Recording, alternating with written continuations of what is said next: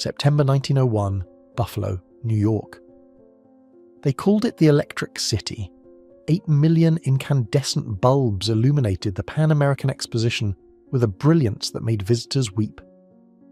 The Tower of Light stood 391 feet tall, bathed in 40,000 individual lamps that turned night into day. But something was wrong with the wiring, or rather, something was wrong with the absence of wiring. Electrical engineers who toured the grounds reported finding illuminated structures with no visible power connections, fountains that glowed from within with no cables running to them, decorative spires broadcasting light without any apparent source. The official explanation was that the wires were simply buried underground, hidden for aesthetic purposes. But workers who dug the trenches after the exposition closed found something disturbing. In several locations there were no wires to remove.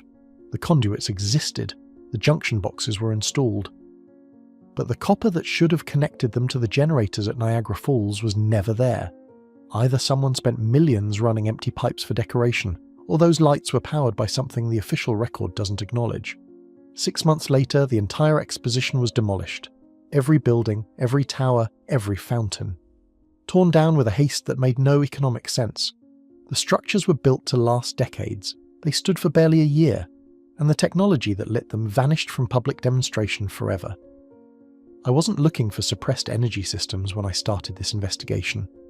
I was researching the architectural history of World's Fair pavilions, specifically the construction timelines documented in engineering journals from the 1890s. I was in the Buffalo History Museum archives, examining original blueprints for the Pan-American Exposition, when a librarian brought me a misfiled box.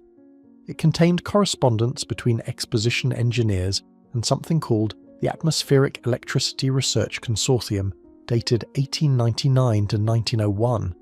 The name meant nothing to me. It doesn't appear in any standard history of electrical development. But the letters inside describe something remarkable. They discussed harvesting ambient electromagnetic energy from the atmosphere using specialized antenna arrays. They referenced successful demonstrations in Chicago, Denver, and San Francisco. They included technical specifications for what they called resonant capture towers, structures designed to convert atmospheric charge into usable current. And they named the financial interests that wanted the technology destroyed. I assumed these were the fantasies of fringe inventors. The 1890s produced no shortage of electrical charlatans promising impossible results. So I cross-referenced with patent office records. The patents existed, dozens of them, filed between 1882 and 1905, describing atmospheric energy harvesting systems with remarkable technical specificity. Inventors named Nathan Stubblefield, Nikola Tesla, Thomas Henry Moray, and others I'd never encountered. Then I checked the patent dispositions. Patent after patent showed the same notation. Acquired by Standard Development Company, or rights transferred to General Electric subsidiary. The dates clustered between 1905 and 1912. The technologies never reached commercial production. This raises a simple but critical question. Why would petroleum and electrical monopoly interests purchase energy patents they never intended to use, unless the technology threatened their existing business model? And that's when the official explanations began to collapse. What I discovered in those archives would fundamentally alter my understanding of early American electrical history. The documented evidence begins earlier than most realize, and it's far more extensive than the handful of Tesla references that occasionally surface in alternative history discussions. The evidence begins with a name most electrical historians have never encountered, Dr. Mahlon Loomis. In 1872, Loomis received US patent 129,971 for what he called an improvement in telegraphing. But the patent description reveals something far more significant than telegraphy. Loomis described a system for collecting electrical energy from the atmosphere using elevated conductors and converting it into usable power. The October 21, 1872 edition of the Washington Evening Star published a detailed account of Loomis's demonstration before members of Congress. He transmitted signals between two mountain peaks in Virginia, a distance of 14 miles, using no wires and no batteries. The electricity, Loomis explained, came from the atmosphere itself. Congress was sufficiently impressed to pass a bill incorporating the Loomis Aerial Telegraph Company with $50,000 in authorized capital. The bill died in committee after intense lobbying by Western Union. Loomis spent the rest of his life in poverty, his technology undeveloped. His patent was acquired by a holding company in 1903. The holding company's directors included 3 individuals with documented ties to J.P. Morgan's financial network. On March 15, 1885, the New York Times published an account of a demonstration in Murray Hill by inventor Nathan Stubblefield. He illuminated a series of lamps positioned across a field using no visible wires whatsoever. The article described witnesses including 2 professors from Columbia University and a representative from Western Union. The lamps glowed steadily for over 3 hours. Stubblefield refused to explain his method, stating only that he was drawing power from the earth and air itself. The Times reporter noted that examination of the ground beneath the lamps revealed small metal rods driven approximately 18 inches into the soil, but no wires connecting them. The demonstration was repeated on January 1, 1902 in Philadelphia, before a crowd of over 1,000 people.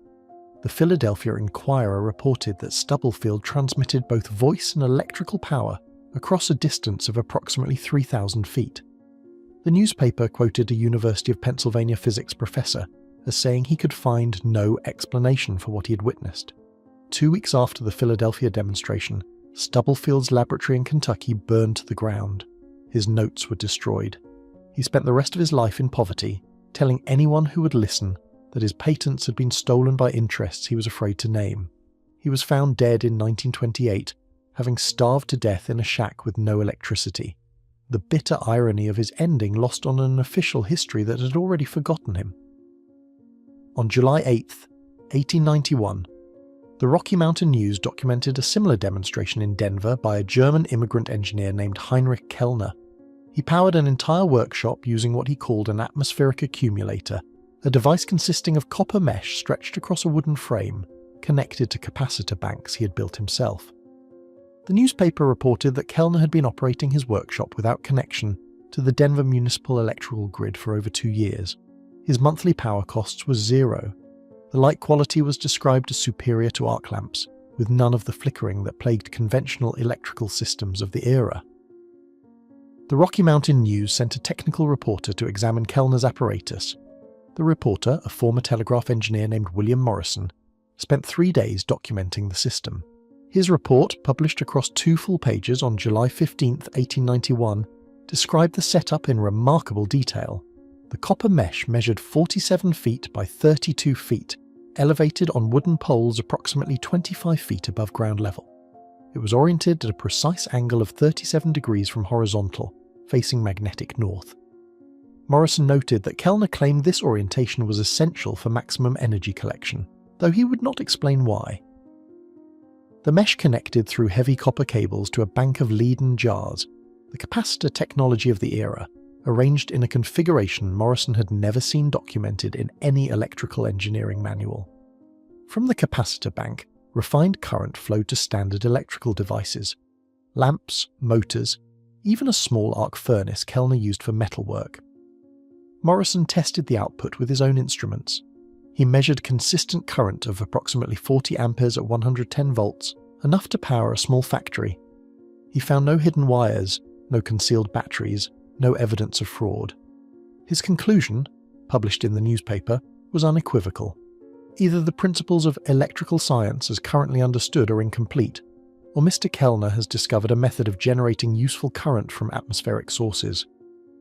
Kellner applied for 3 patents in 1892. All 3 were rejected by the Patent Office for reasons described as proprietary concerns, a justification that appears in no standard patent law of the era.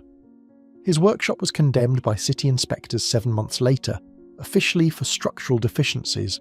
Kellner returned to Germany in 1893 and was never heard from again. The Rocky Mountain News building, which housed the original reports of Kellner's demonstrations, burned in 1895. The fire was ruled accidental. On November 22, 1893, the Chicago Tribune published an extensive feature on the electrical systems powering the world's Columbian Exposition. Deep in the article, an engineer named Frederick Sargent made a remarkable admission. He stated that approximately 15% of the exposition's illumination came from experimental systems that did not draw power from the main Westinghouse generators.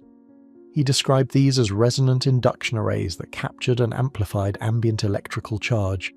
He suggested the technology would revolutionize power distribution within a decade. The Columbian Exposition was the largest electrical demonstration in human history to that point. Over 90,000 incandescent lamps illuminated the White City. The official narrative credits Westinghouse's alternating current system with this achievement, positioning it as a triumph over Edison's direct current. But the Tribune article suggests something more complex. If 15% of 90,000 lamps, approximately 13,500 individual light sources, were powered by atmospheric harvesting rather than generated current, it would represent the largest deployment of alternative energy technology in history, and it happened in 1893. The Tribune never mentioned the technology again. Sargent's name disappears from electrical engineering records after 1896. The exposition was demolished with remarkable speed. The magnificent buildings that had taken 3 years to construct torn down in less than 8 months. The official explanation was that they were temporary structures never meant to endure.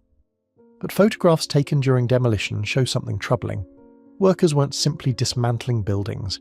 They were removing equipment from rooftops with extraordinary care, lowering apparatus in custom-built crates, loading it onto trains with destinations that don't appear in the exposition's otherwise meticulous records. In St. Louis, the 1904 World's Fair produced similar documentation and similar disappearances. The St. Louis Post-Dispatch published a technical supplement on April 30th, 1904, describing what it called the marvel of wireless illumination in the exposition's electricity building. Photographs accompanying the article show demonstration halls lit by lamps with no visible connections to any power source. The Post-Dispatch reporter interviewed an engineer identified only as H.W., who stated that the technology had been demonstrated successfully in 7 American cities and could eliminate the need for costly power generation infrastructure. When asked why such revolutionary technology wasn't being developed commercially, H.W. responded that the reporter should direct that question to Mr. Morgan's people in New York. The electricity building was the first structure demolished when the exposition closed. The pattern repeats with unsettling precision. Boston, Philadelphia, St. Louis, San Francisco, Detroit, Cleveland, Minneapolis, Buffalo. The same sequence of events playing out in city after city between 1885 and 1910. First, a demonstration of atmospheric energy harvesting, usually by an independent inventor working outside the established electrical industry. Second, documentation in local newspapers, often with technical details and witness testimony from credentialed observers. Third, patent applications filed with the United States Patent Office. Fourth, acquisition of those patents by companies connected to either Standard Oil interests or the emerging electrical monopoly being assembled by J.P. Morgan. Fifth, the complete disappearance of the technology from public discourse and the systematic destruction or loss of documentation. In Boston, the story follows the template precisely. A watchmaker named Eben Norton demonstrated wireless lighting in his shop on Tremont Street throughout 1894. The Boston Globe published 3 separate articles describing his system. His patent application, filed in March 1895, was rejected after a Standard Oil subsidiary claimed prior art, despite having no documentation to support the claim. Norton's shop burned in 1896. He died in 1901, destitute. In Philadelphia, Dr. John Worrell Keeley demonstrated atmospheric motor technology for over 2 decades, attracting investors and scientific observers. After his death in 1898, his workshop was sealed by court order. When it was finally opened in 1899, investigators claimed to have found evidence of fraud, specifically hidden air tubes that supposedly powered his demonstrations. But photographs of Keeley's apparatus taken by observers over many years show no such tubes. The fraud claims came from a single report by a single investigator with documented financial ties to competing electrical interests. That report has shaped the official narrative for over a century. In Detroit, an inventor named Henry Sutton demonstrated wireless power transmission in 1889, nearly a decade before Tesla's famous Colorado Springs experiments.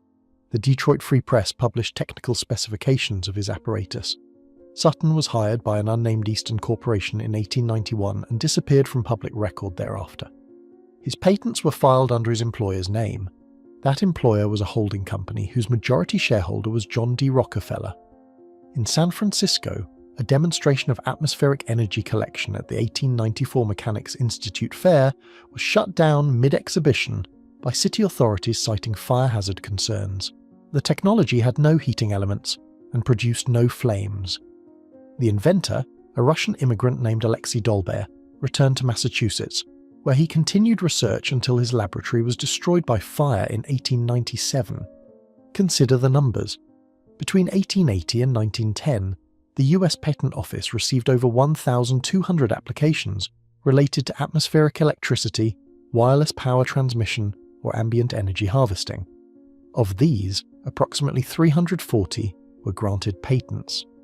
Of those 340 patents, more than 280 were subsequently acquired by a network of holding companies with documented connections to Standard Oil, General Electric, or Westinghouse. None of those 280 patents ever reached commercial production. The annual reports of Standard Oil's subsidiary companies from this period contain references to what they called competitive technology assessment. The budgets allocated to this assessment increased from approximately $40,000 in 1895 to over $2.3 million by 1908, adjusted for inflation. That represents nearly $75 million in today's currency, spent specifically on acquiring technologies that would compete with petroleum-based energy systems. They weren't investing in these technologies, they were burying them. And then there was Tesla. Nikola Tesla is the only figure associated with wireless power transmission whose name survived the erasure. But the official narrative of Tesla, the eccentric genius who promised too much and delivered too little, may itself be part of the suppression. Tesla's Wardenclyffe Tower on Long Island was designed not merely for wireless communication, as is commonly believed, but for global wireless power transmission. His notes, now partially available at the Tesla Museum in Belgrade, describe a system that would have made electrical generation obsolete entirely. Power would be transmitted through the Earth itself, available anywhere to anyone for free.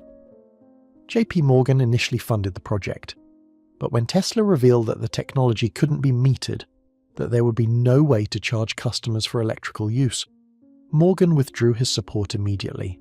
The June 3, 1900 edition of the New York Herald quoted Morgan as saying, "If anyone can draw power from the air, where does my money come in?"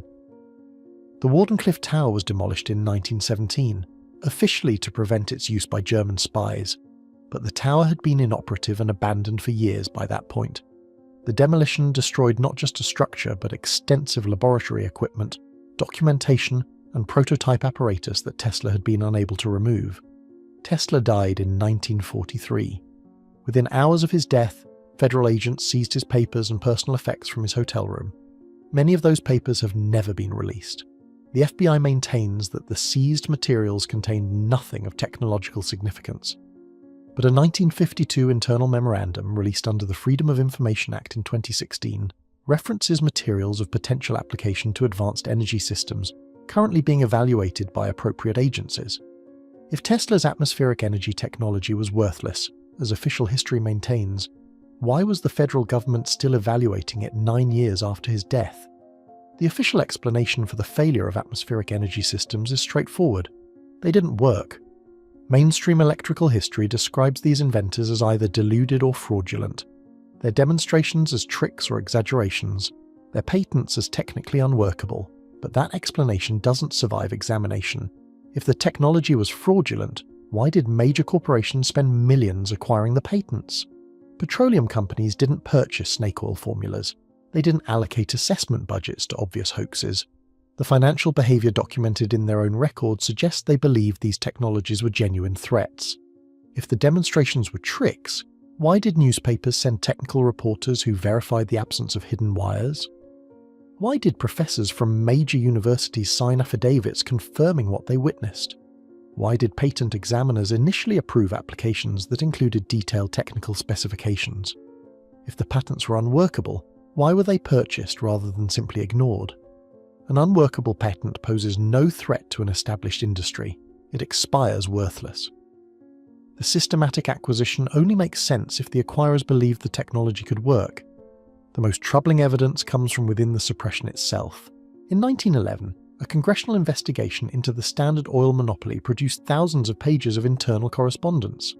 Most of it concerned petroleum pricing and railroad rebates. But buried in Volume 18 of the hearing transcripts is a letter from John D. Rockefeller's personal secretary to a subsidiary manager, dated 1904. The letter discusses the atmospheric electricity matter and references ensuring that development pathways remain controlled. It mentions specific inventors by name and notes that their cooperation has been secured through various means. The letter was introduced as evidence but never discussed in the congressional hearings. It appears in the printed record but is not indexed. I found it only because I was reading the volumes sequentially, page by page, and that's where the systematic suppression becomes impossible to ignore. What I found next required abandoning the assumption that we've been told the truth about how our cities were originally powered.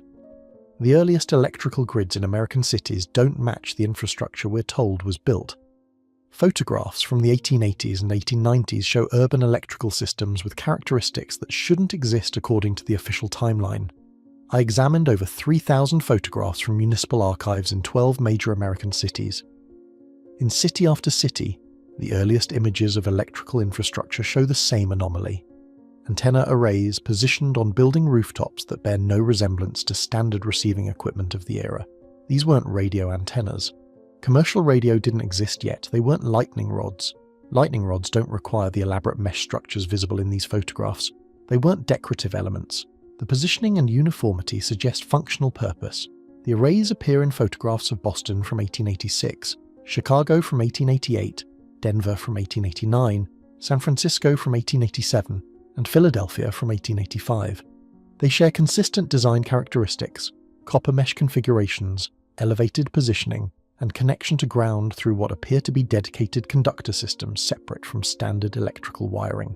And then, between 1905 and 1915, they systematically disappear from the urban landscape, building by building, block by block, city by city. If you're finding this investigation compelling, consider subscribing. These mysteries don't fit neatly into official history, and there's much more to uncover. The rooftop arrays weren't the only infrastructure to vanish. City engineering records from this period document the removal of what municipal workers called legacy electrical systems. In Chicago, the 1909 Infrastructure Modernization Program removed over 12,000 non-standard electrical connections from downtown buildings. The official explanation was safety standardization. But the removal orders specified equipment that doesn't match any documented electrical technology of the era. References to resonance collectors and atmospheric terminals appear repeatedly in the work orders.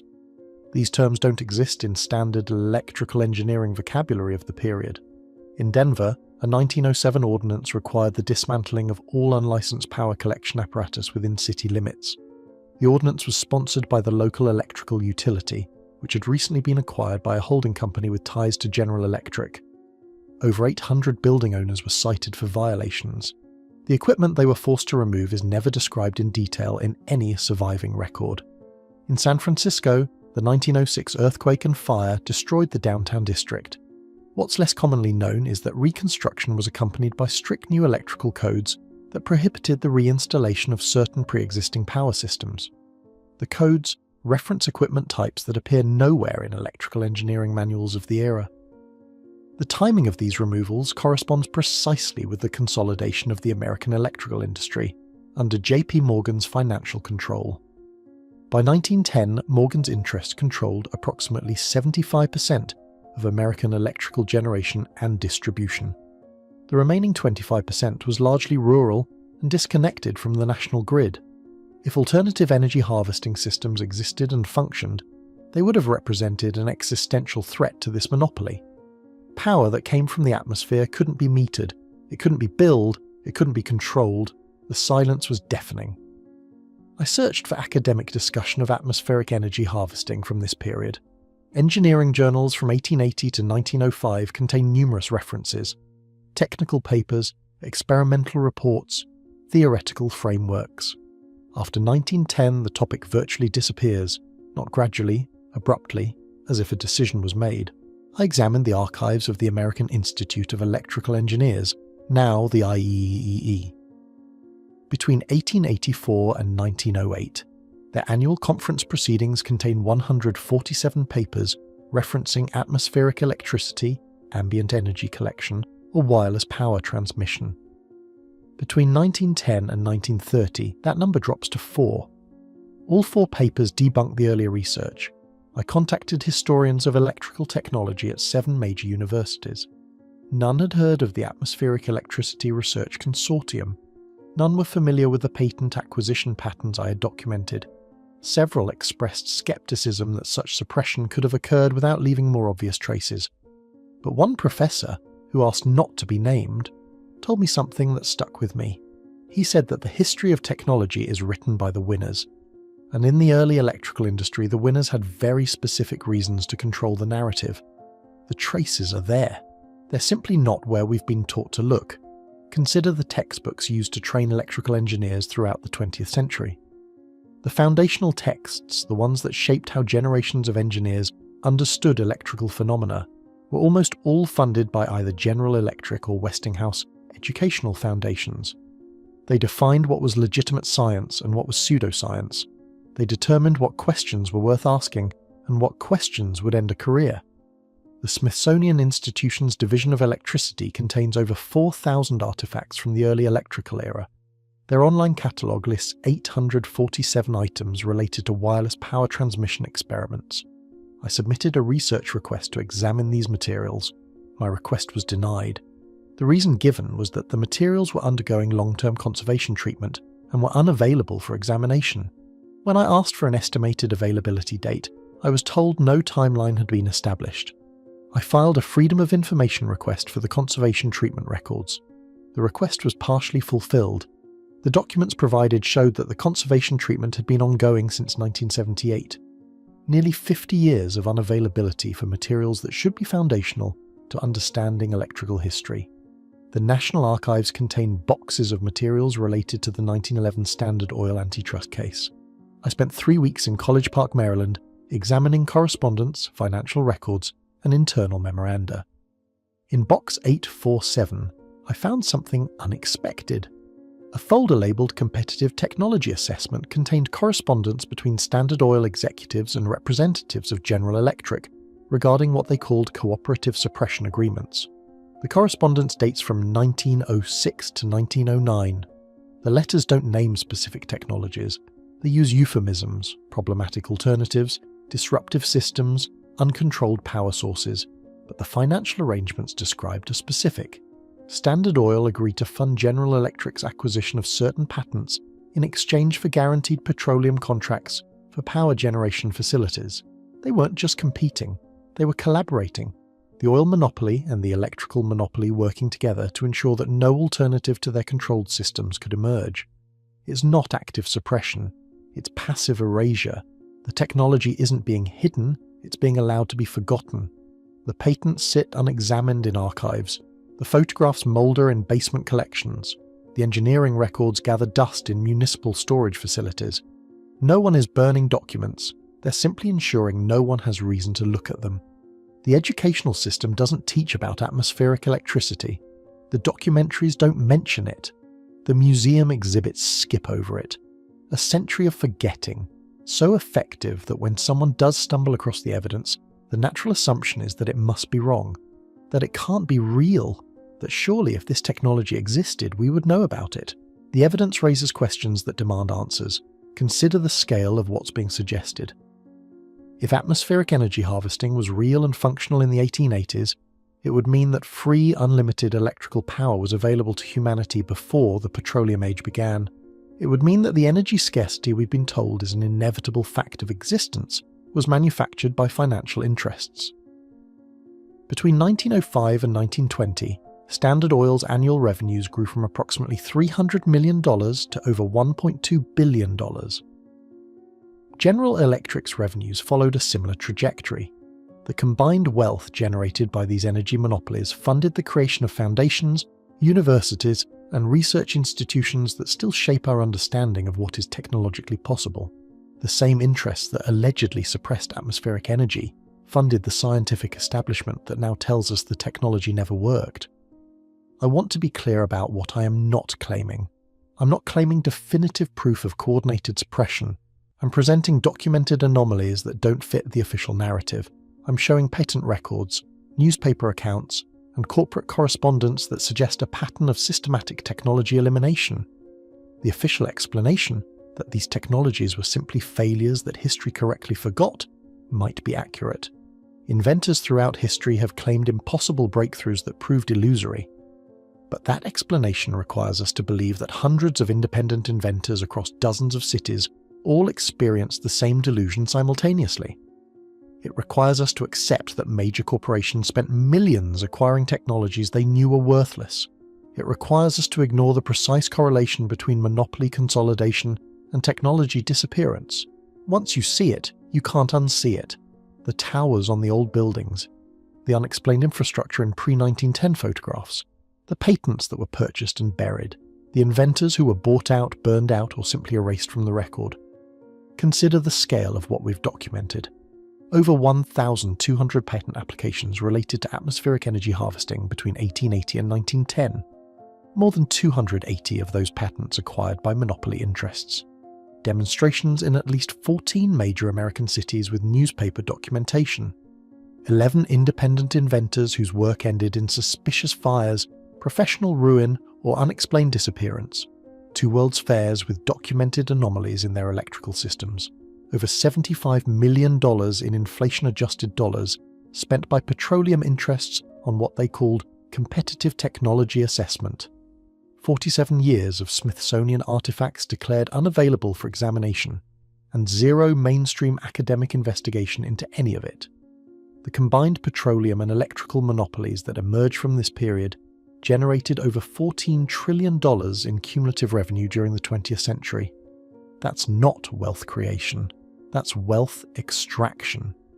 Taken from billions of people who might have had access to free unlimited electrical power if the technology documented in those newspaper accounts had been allowed to develop.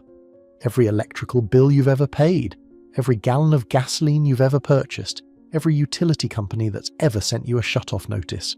That's the cost of what happened between 1890 and 1920. Why do our oldest municipal buildings feature rooftop structures that serve no apparent modern purpose? Why did corporations invest millions in technologies they claim never worked? Why does the documented history of atmospheric electricity research end abruptly around 1910, precisely when the energy monopoly has consolidated control? Why were the World's Fair demonstrations, the most visible showcases of electrical technology in human history, demolished with such haste after they proved the technology functioned? Why do the financial records of energy monopolies show massive expenditures for competitive technology assessment during the precise years when alternative energy research disappeared? Why did Tesla's wireless power research terrify JP Morgan the moment he learned it couldn't be metered? Why has the federal government maintained a file on Tesla's seized papers for over 80 years if the technology was worthless? Why are the Smithsonian's wireless power artifacts still unavailable after nearly 5 decades of conservation treatment? And perhaps most troubling of all, what would our world look like today if power that came from the atmosphere, free and unlimited and available to all, had been allowed to develop instead of being systematically eliminated by men who asked, "Where does my money come in?" The discomfort isn't in the questions. The discomfort is in realizing how much we've been asked to accept without evidence, while being told that asking for evidence makes us irrational. The patents exist in the archives, there for anyone willing to spend months searching through uncatalogued records. The newspaper accounts were published, preserved on microfilm in libraries that receive fewer visitors each year. The photographs show infrastructure that doesn't match official history, visible to anyone who knows what to look for. The only thing missing is permission to take them seriously.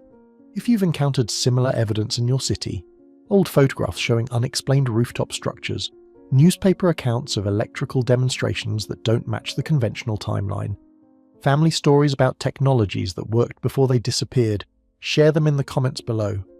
This investigation isn't over, it's just beginning. This investigation isn't over, it's just beginning. The answers may be closer than we think. They're just buried, like so much else from the world that existed before the energy monopolies decided what we would be allowed to remember.